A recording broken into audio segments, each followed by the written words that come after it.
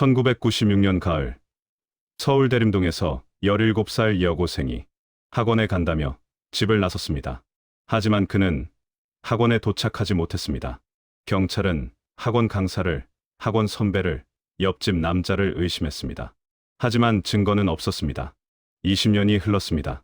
재개발로 건물이 철거되던 중 천장 속에서 학원 가방이 발견됩니다. 먼지 쌓인 가방 안엔 영어 교재와 공책이 그대로 있었습니다. 경찰이 다시 움직이기 시작했습니다. 옆집 남자는 도주했고 새로운 증언이 나왔습니다. 그날 밤 오후 7시 박모양네 집에서 들린 소리, 그리고 침묵. 진짜 범인은 의외의 인물이었습니다. 가장 가까운 곳에 있었던 사람.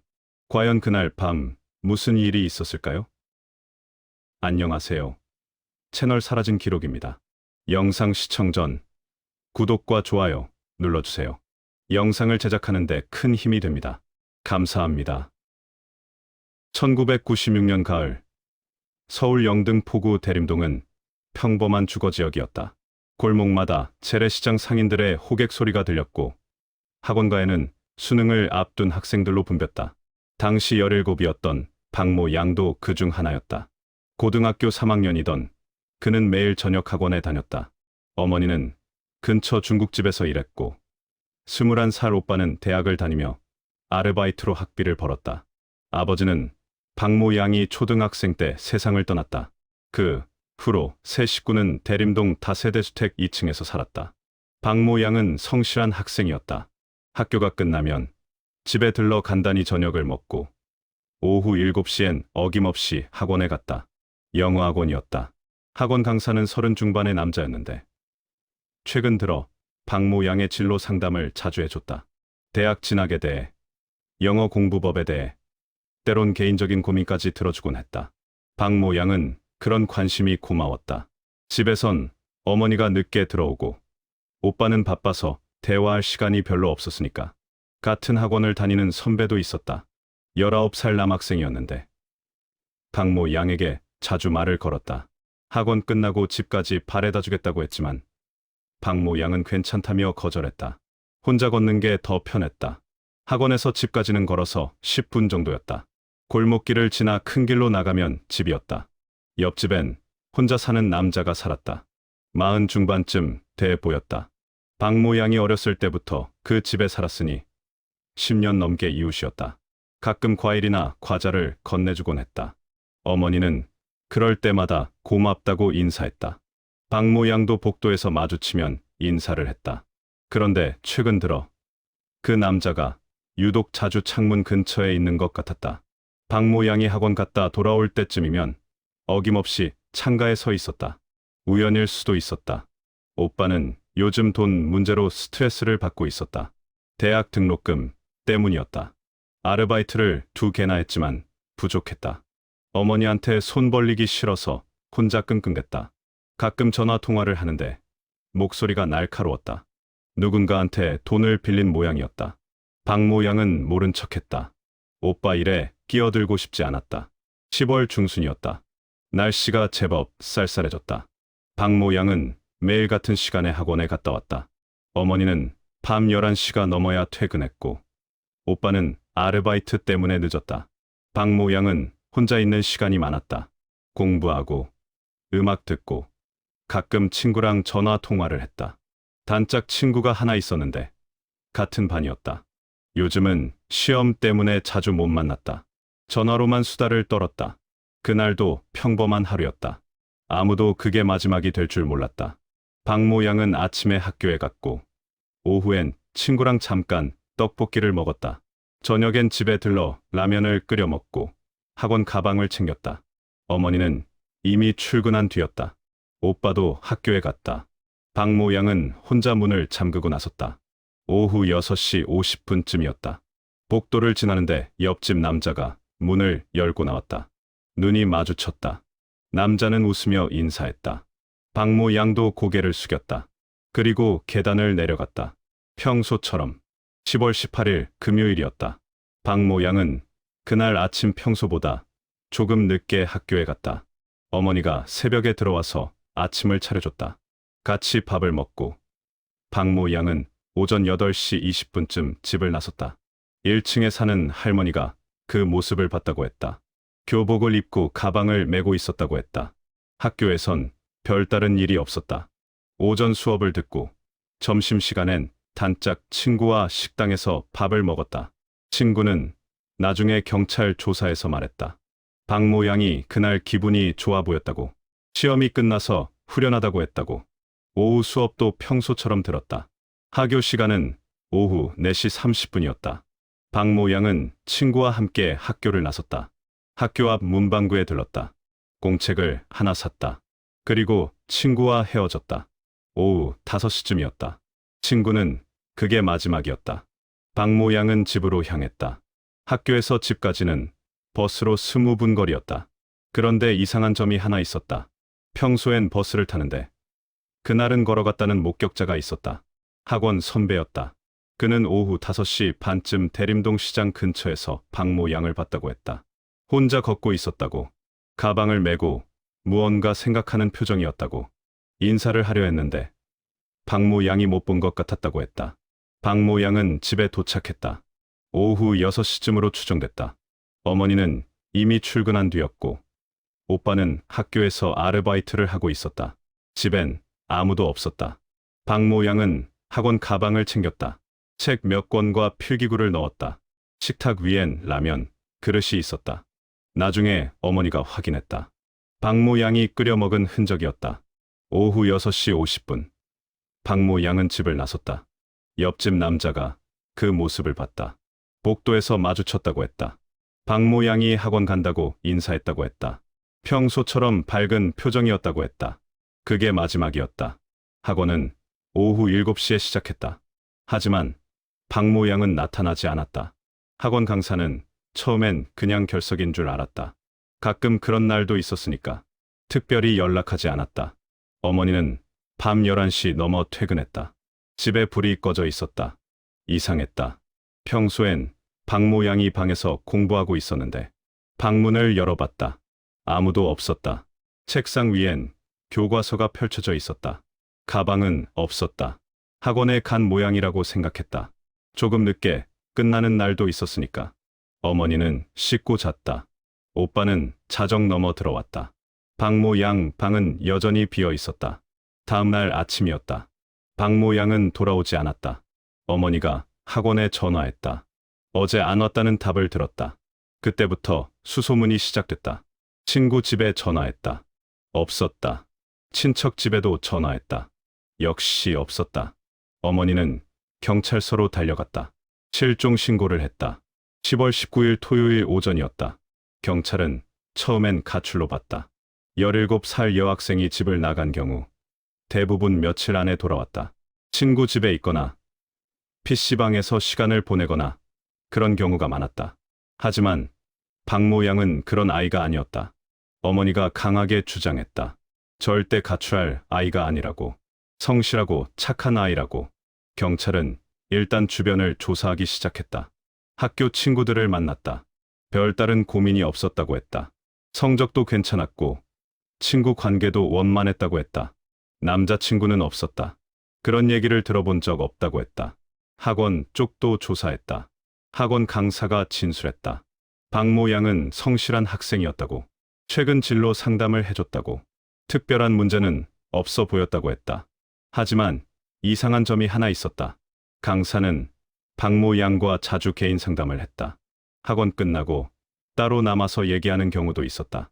다른 학생들은 그런 적이 없었다. 왜 박모 양만 그랬을까? 강사는 대답했다. 박모 양이 먼저 질문을 많이 해서 그랬다고. 영어 공부에 열심이었다고. 경찰은 더 캐묻지 않았다. 학원 선배도 조사를 받았다. 그는 박모 양을 마지막으로 본 사람 중 하나였다. 오후 5시 반쯤 시장 근처에서 봤다고 했다. 혼자 걷고 있었다고. 하지만 말을 걸진 않았다고 했다. 왜 말을 안 걸었냐고 물으니 바빠 보여서 그랬다고 했다. 진술에 확신이 없어 보였다. 경찰은 선배에 대해서도 더 알아봤다. 평소 박모 양에게 관심이 많았다는 얘기가 나왔다. 학원 끝나고 집까지 바래다 주겠다고 여러 번 제안했다고 했다. 박모 양은 거절했지만 선배는 포기하지 않았다고 했다. 집착에 가까웠다는 증언도 있었다. 하지만 선배는 그날 밤 알리바이가 있었다. 오후 8시부터 친구들과 PC방에 있었다고 했다. 친구들이 증언했다. 확인됐다. 옆집 남자도 조사 대상이었다. 박모 양을 마지막으로 본 사람이었다. 오후 6시 50분 복도에서 마주쳤다고 했다. 박모 양이 학원 간다고 했다. 그 후론 못 봤다고 했다. 경찰이 물었다. 평소 박모 양과 친했냐고. 남자는 고개를 저었다. 그냥 이웃이었다고. 가끔 인사하는 정도였다고. 하지만 주변 이웃들의 말은 달랐다. 그 남자가 박모 양을 유독 신경 쓰는 것 같았다고 했다. 창가에 자주 서 있었다고. 박모 양이 학원 갔다 오는 시간에 맞춰서 우연치곤 너무 자주 마주쳤다고. 남자는 부인했다. 그냥 담배 피우러 나온 거였다고. 별 뜻 없었다고 했다. 혼자 사는 남자였다. 직업은 공장 노동자였다. 낮에 일하고 저녁엔 집에 있었다. 친구도 별로 없었다. 조용히 살았다. 하지만 이상하게 보이긴 했다. 경찰은 오빠도 만났다. 21살 대학생이었다. 실종 당일 오후 7시부터 아르바이트를 했다고 했다. 편의점이었다. 자정까지 일했다고 했다. 알리바이가 있었다. 하지만 경찰은 주변을 더 조사했다. 오빠가 요즘 돈 문제로 힘들어했다는 얘기가 나왔다. 등록금 때문에 빚을 졌다고 했다. 누군가한테 돈을 빌렸는데 갚지 못하고 있었다고 했다. 전화 통화할 때 목소리가 날카로웠다는 증언도 있었다. 스트레스를 많이 받고 있는 것 같았다고 했다. 하지만 동생을 해칠 이유가 있을까? 경찰은 확신하지 못했다. 며칠이 지났다. 단서는 없었다. 목격자들의 진술만 있을 뿐이었다. 누군가는 학원 강사가 수상하다고 했다. 다른 이들은 옆집 남자를 의심했다. 학원 선배를 지목하는 사람도 있었다. 하지만 증거는 아무것도 없었다. CCTV도 없었다. 그 시절엔 골목길엔 카메라가 없었다. 휴대폰도 없었다. 박모 양이 어디로 갔는지, 누구와 만났는지 알 방법이 없었다. 경찰은 일주일 정도 수사하다가 축소했다. 가출로 결론 내렸다. 곧 돌아올 거라고 했다. 하지만 박모 양은 돌아오지 않았다. 5년이 흘렀다. 2001년이 됐다. 박모 양은 여전히 돌아오지 않았다. 어머니는 매일 기다렸다. 문을 열 때마다 혹시나 하는 마음이었다. 하지만 돌아오는 건 허탈한 뿐이었다. 오빠는 대학을 졸업하고 취직했다. 작은 회사였지만 월급은 나왔다. 어머니를 모시고 살았다. 박모 양 방은 그대로 뒀다. 책상 위 교과서도, 옷장 속 교복도 그대로였다. 언젠가 돌아올 거라는 믿음 때문이었다. 학원 강사는 학원을 그만뒀다. 실종 사건 이후 소문이 돌았다. 학부모들이 불안해했다. 결국 1년 만에 그만뒀다. 어디로 갔는지 아무도 몰랐다. 대림동을 떠났다는 소문만 있었다. 학원 선배는 군대를 갔다 왔다. 제대 후엔 다른 동네로 이사갔다. 가끔 대림동에 들르긴 했지만 박모 양 집 근처엔 오지 않았다. 불편했을 것이다. 한때 의심받았던 기억 때문에. 오빠는 빚을 다 갚았다. 취직하고 나서 몇 년 동안 조금씩 갚았다. 2003년쯤 됐을 때 다 정리했다. 그 후론 조용히 살았다. 회사 일에 집중했고 퇴근하면 어머니와 저녁을 먹었다. 박모 양 얘기는 점점 줄어들었다. 꺼내기 힘들었다. 하지만 옆집 남자는 달랐다. 여전히 그 집에 살고 있었다. 10년 넘게 같은 곳에 있었다. 공장은 그만뒀다. 2000년쯤 됐을 때 정리해고를 당했다. 그 후론 일용직으로 일했다. 건설 현장이나 집 나르는 일을 했다. 돈이 부족했다. 술을 마시기 시작했다. 처음엔 가끔이었는데 점점 자주 마셨다. 밤마다 편의점에서 소주를 사들고 집에 들어갔다. 혼자 마셨다. 이웃들이 가끔 소리를 들었다. 혼잣말하는 소리였다. 무슨 말인지는 알 수 없었다. 그냥 중얼거렸다. 표정도 어두웠다. 예전엔 가끔 웃기도 했는데 이젠 무표정했다. 눈빛이 달라졌다. 뭔가 짓눌린 것 같았다. 2005년쯤 됐을 때 남자는 몸이 안 좋아졌다. 술 때문이었다. 간이 나빠졌다. 병원에 다니기 시작했다. 하지만 술은 끊지 못했다. 계속 마셨다. 이웃들은 수군거렸다. 저 사람 왜 저러냐고. 뭔가 있는 것 같다고. 박모 양 사건 때도 의심받았는데 혹시 정말 그 사람이 아니었을까? 하지만 증거는 없었다. 그냥 추측일 뿐이었다. 10년이 지났다. 2006년이었다. 어머니는 희망을 잃어가고 있었다. 박모 양은 이제 27이 될 나이였다. 살아있다면, 하지만 소식은 없었다. 경찰도 사건을 잊은 지 오래였다. 미제 사건으로 분류됐다. 가끔 어머니가 경찰서에 전화했지만 새로운 건 없었다. 대림동도 변했다. 재개발 얘기가 나왔다. 오래된 다세대 주택들이 헐릴 예정이었다. 박모 양네 집도 포함됐다. 어머니는 이사를 준비했다. 하지만 박모 양 방 짐은 못 샀다. 아직도 돌아올 거라고 믿었다. 옆집 남자도 이사 통보를 받았다. 하지만 움직이지 않았다. 그냥 그 집에 있었다. 술만 마셨다. 2016년 봄이었다. 20년이 흘렀다. 대림동 재개발이 본격적으로 시작됐다. 박모 양네 집이 있던 다세대 주택도 철거 대상이었다. 어머니는 이미 다른 곳으로 이사 갔다. 오빠와 함께 근처 아파트로 갔다. 박모 양 방짐은 박스에 담아 창고에 보관했다. 언젠가 필요할지 몰라서였다. 옆집 남자도 나갔다. 하지만 어디로 갔는지는 아무도 몰랐다. 철거 통보를 받고 며칠 후 짐을 싸서 떠났다. 이웃들과 인사도 없었다. 그냥 사라졌다. 3월 중순이었다. 철거 작업이 시작됐다. 포클레인이 건물을 부수기 시작했다. 먼지가 날렸다. 벽이 무너지고 천장이 내려앉았다. 인부들이 잔해를 치웠다. 그런데 이상한 게 발견됐다. 2층 복도 천장 속이었다. 원래 천장판이 있었는데 그 위쪽 공간이었다. 평소엔 보이지 않는 곳이었다. 인부 한 명이 천장을 뜯다가 뭔가를 봤다. 가방이었다. 학생 가방처럼 보였다. 오래됐다. 먼지가 가득했다. 인부는 가방을 꺼냈다. 무거웠다. 뭔가 들어있었다. 열어봤다. 책이 있었다. 영어 교재였다. 그리고 공책 몇 권. 필통도 있었다. 이름이 적혀 있었다. 박모. 인부는 깜짝 놀랐다. 20년 전 실종 사건을 기억하는 사람이었다. 바로 경찰에 신고했다. 경찰이 출동했다. 가방을 확인했다. 박모 양의 것이 맞았다. 실종 당일 메고 갔던 학원 가방이었다. 그런데 이상했다. 왜 여기 있을까? 천장 속에 누군가 숨긴 게 분명했다. 경찰은 주변을 조사했다. 천장 구조를 확인했다. 접근할 수 있는 곳이 어딘지 알아봤다. 2층 복도 천장이었다. 복도를 공유하는 집은 두 곳이었다. 박모 양네 집과 옆집. 옆집은 혼자 사는 남자가 살던 곳이었다. 그 남자. 경찰은 기록을 뒤졌다. 20년 전 조사 내용을 확인했다. 당시 옆집 남자는 용의선상에 있었다. 하지만 증거 부족으로 넘어갔다. 그런데 가방이 그 집 근처 천장에서 나왔다. 우연일까? 경찰은 옆집 남자를 찾기 시작했다. 주민등록을 조회했다. 2016년 3월 초에 전출 신고를 했다. 경기도 어느 도시로 갔다. 주소가 나왔다. 경찰은 그곳으로 향했다. 하지만 남자는 없었다. 집주인이 말했다. 일주일 전에 나갔다고. 어디로 갔는지 모른다고. 짐도 거의 안 가져갔다고. 그냥 사라졌다고 했다. 경찰은 수배를 내렸다.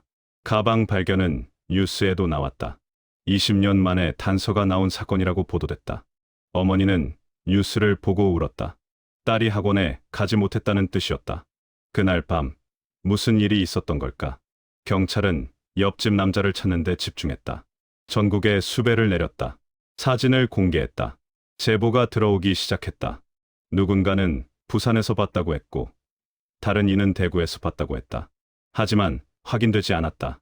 남자는 종적을 감췄다. 새로운 담당 형사가 배정됐다. 40대 중반의 베테랑이었다. 그는 20년 전 기록을 처음부터 다시 봤다. 당시 수사가 허술했다. 진술만 받고 끝났다. 물증을 제대로 찾지 않았다. 형사는 관련자들을 다시 만났다. 먼저 어머니를 만났다. 어머니는 여전히 기다리고 있었다. 딸이 살아있기를 바랐다. 하지만 가방이 발견된 걸 보면 그날 밤 무슨 일이 있었던 게 분명했다. 형사는 오빠도 만났다. 이제 41살이었다. 회사에서 과장으로 일하고 있었다. 형사가 물었다. 당시 알리바이를 다시 확인하고 싶다고. 오빠는 대답했다. 편의점에서 일했다고.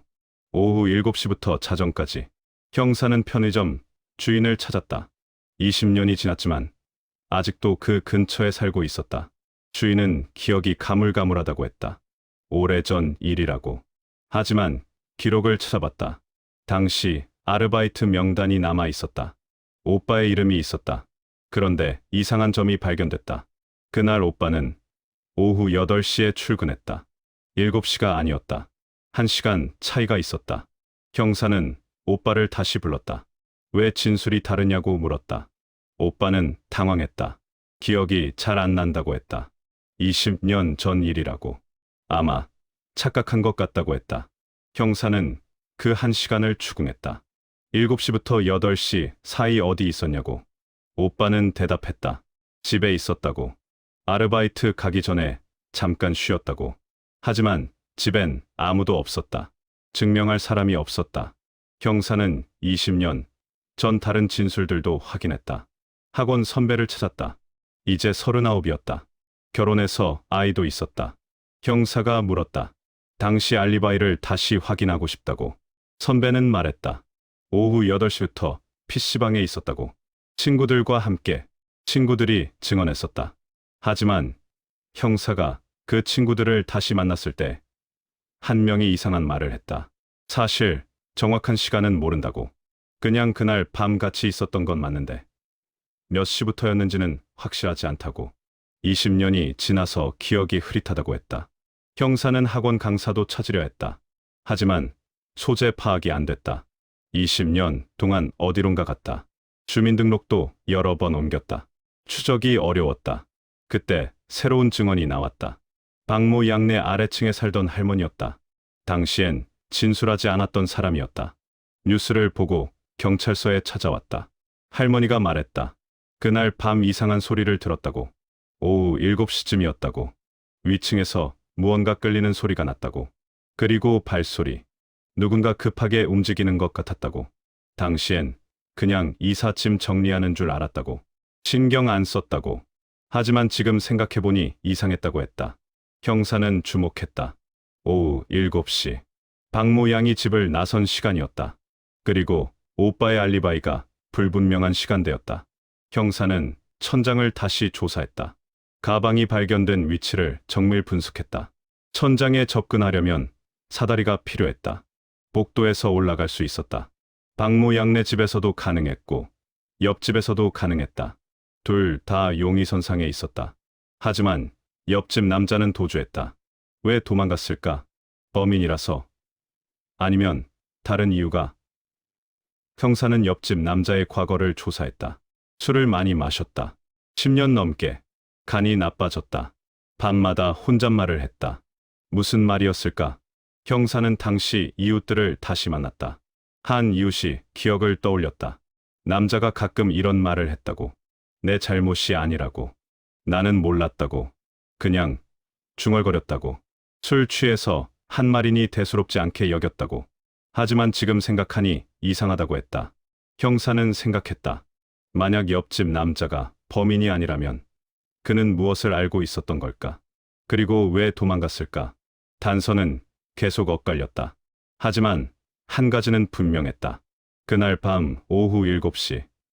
박모 양네 집 근처에서 무슨 일이 있었다. 옆집 남자가 발견됐다. 인천의 한 쪽방촌이었다. 익명의 제보가 들어왔다. 경찰이 출동했을 때 남자는 술에 취해 있었다. 저항하지 않았다. 그냥 따라갔다. 경찰서 조사실이었다. 형사가 물었다. 왜 도망갔냐고. 남자는 대답했다. 두려웠다고. 가방이 발견됐다는 뉴스를 봤다고. 자신이 의심받을 걸 알았다고. 그래서 도망갔다고 했다. 형사가 물었다. 박모 양을 해쳤냐고. 남자는 고개를 저었다. 아니라고. 하지만 알고 있다고 했다. 무슨 일이 있었는지. 그날 밤 봤다고. 형사는 앞으로 몸을 기울였다. 뭘 봤냐고. 남자는 입을 열었다. 오후 7시쯤이었다고. 복도에서 박모 양을 마주쳤다고. 인사를 나눴다고. 박모 양은 학원 간다고 했다고. 계단을 내려가는 걸 봤다고. 그런데 몇 분 후 다시 올라오는 발소리가 들렸다고. 박모 양인 줄 알았다고. 뭘 깜빡했나 보다 생각했다고.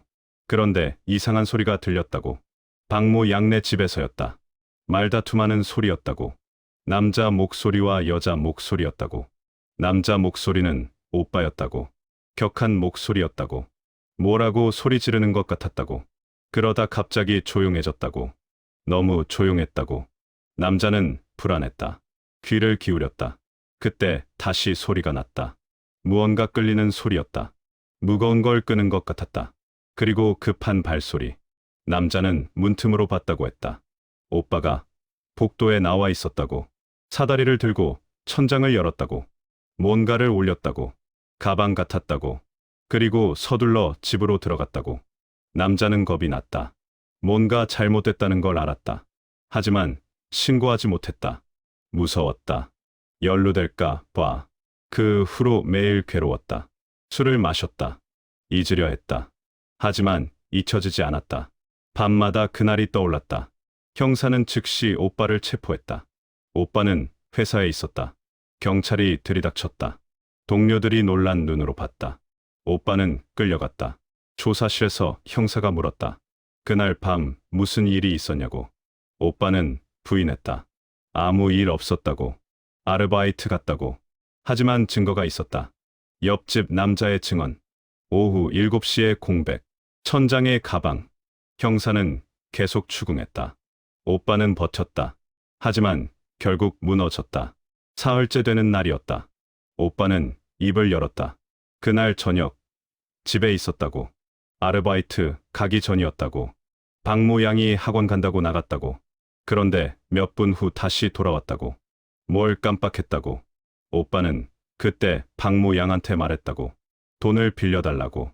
급하게 필요하다고. 빚을 갚아야 한다고. 박모 양은 거절했다고. 돈이 없다고. 어머니한테 말하라고. 오빠는 화가 났다. 목소리가 커졌다. 박모 양도 맞섰다. 왜 맨날 돈 얘기냐고. 공부해야 한다고. 말다툼이 격해졌다. 오빠는 손을 들었다고. 밀쳤다고. 박모 양이 넘어졌다. 머리를 부딪혔다. 거실 모서리에 피가 났다. 움직이지 않았다. 오빠는 패닉에 빠졌다. 흔들어 깨웠다. 하지만 반응이 없었다. 숨을 확인했다. 없었다. 오빠는 정신을 잃을 것 같았다. 어떻게 해야 할지 몰랐다. 한참을 멍하니 있었다. 그러다 정신을 차렸다. 이대로 둘 수 없었다. 들킬 것 같았다. 어머니가 곧 올 시간이었다. 오빠는 박모 양을 옮겼다고. 어디론가 말하지 않았다. 형사가 물었지만 입을 다물었다. 그리고 가방을 천장에 숨겼다고. 사다리를 이용했다고. 아무도 모를 거라고 생각했다고. 그 후 아르바이트에 갔다고. 평소처럼 행동했다고. 아무 일 없는 척했다고. 20년 동안 그렇게 살았다고. 매일 죄책감에 시달렸다고. 어머니를 볼 때마다 괴로웠다고. 하지만 말할 수 없었다고. 형사는 물었다. 유골은 어디 있냐고. 오빠는 고개를 떨궜다. 안내하겠다고 했다. 오빠의 안내로 경찰은 경기도 외곽의 야산으로 향했다. 20년 전 오빠가 차를 빌려 그곳까지 갔다고 했다. 새벽이었다고. 아무도 없었다고. 산 중턱에 묻었다고 했다. 경찰은 그곳을 파헤쳤다.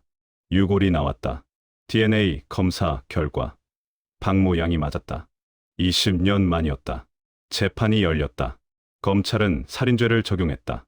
오빠 측 변호인은 우발적 사고였다고 주장했다. 의도하지 않았다고. 하지만 은폐 과정이 계획적이었다. 법원은 징역 15년을 선고했다. 법정에서 어머니는 울었다. 딸을 잃고 아들도 잃었다. 어머니는 말했다. 왜 그때 말하지 않았냐고. 왜 혼자 숨겼냐고. 오빠는 대답하지 못했다. 그냥 고개를 숙였다. 박모 양은 고향 근처 묘지에 안장됐다. 작은 장례식이었다. 친구 몇 명이 왔다. 선생님도 왔다. 20년이 지난 귀향이었다. 17의 모습 그대로 멈춰 있었다. 어머니는 매주 묘지를 찾았다. 꽃을 놓고 말을 걸었다. 미안하다고. 지켜주지 못해서. 옆집 남자는 증인으로 법정에 섰다. 그 후 다시 사라졌다. 어디론가 갔다. 누구도 그를 찾지 않았다. 그는 20년 동안 침묵했다. 그 침묵이 무엇을 의미했는지 아무도 물지 않았다. 대림동, 그 자리엔 아파트가 들어섰다. 새 건물, 새 사람들. 아무도 그 집에서 무슨 일이 있었는지 몰랐다. 박모 양의 친구는 이제 37이었다. 결혼했고 아이도 있었다. 가끔 박모 양 생각을 했다. 만약 그때 함께 집까지 갔더라면, 만약 조금만 더 신경 썼더라면.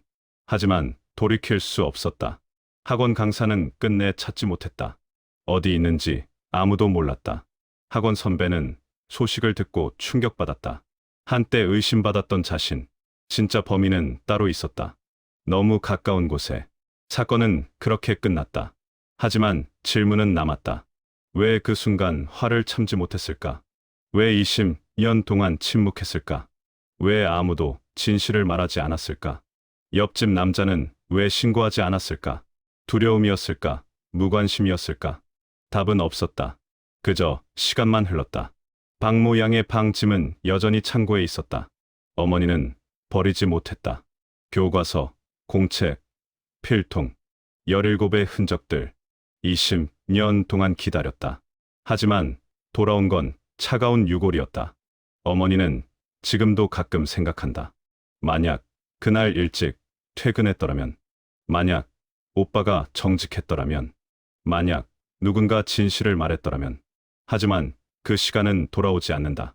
오늘의 이야기는 여기까지입니다. 시청해 주셔서 감사합니다.